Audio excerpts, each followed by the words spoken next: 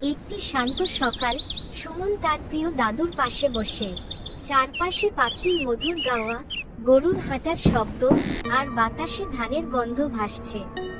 সুমন তার দাদুর কাছে শোনে নানা ধরনের গল্প, আর মাঝে মাঝে তার দাদু তাকে গল্প বলে যে তুমি জানো সুমন, এই গ্রামের পেছনে একটা পুরনো বন আছে।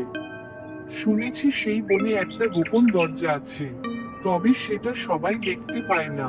সুমন প্রশ্ন করে। কে দেখতে পায় দাদু? দাদু হাসেন। যার মন ভালো, কেবল সেই দেখতে পায়। আর তার মধ্যে কৌতূহল থাকতে হয়। সেই যখন সত্যিকার ভাবে কিছু জানতে চায়, তখন সে এই দরজার কাছে পৌঁছাতে পারে। সুমন ভাবতে থাকে, কেমন হবে সেই দরজা যদি আমি খুঁজে বের করতে পারি। পরদিন সুমন চুপচাপ উঠে ছোট্ট একটা ব্যাগ নিয়ে বেরিয়ে পড়ে বনের দিকে। আকাশে মেঘের ভেলা, আর গাছগুলোর ছায়ায় রহস্যময়ী একটা আবহাওয়া। সে ধীরে ধীরে প্রবেশ করে গভীর বনে, যেখানে আলো সূর্যাস্তের মতো সরাসরি পড়ে না।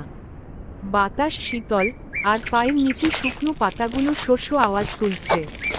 হঠাৎ সুমন এক বিশাল পুরনো গাছের কাছে পৌঁছায়। গাছটির গায়ে সোনালি আলো চকচক করছে। সুমন মাথা তুলতে গিয়ে খেয়াল করে গাছের ডালপালা একদম মসৃণ হয়ে গেছে। সে এগিয়ে গিয়ে হাত রাখে গাছের গায়ে। এক মুহূর্তে গাছটা কেঁপে ওঠে আর অদ্ভুত একটি দরজা খুলে যায়। এটি সেই দরজা। সুমনের হৃদয়ে উত্তেজনা আর কৌতূহল একসঙ্গে কাজ করতে থাকে। সে একবার হঠাৎ চিন্তা করে, এটাই সেই গোপন দরজা। তাহলে কি আমার কৌতূহল সঠিক ছিল?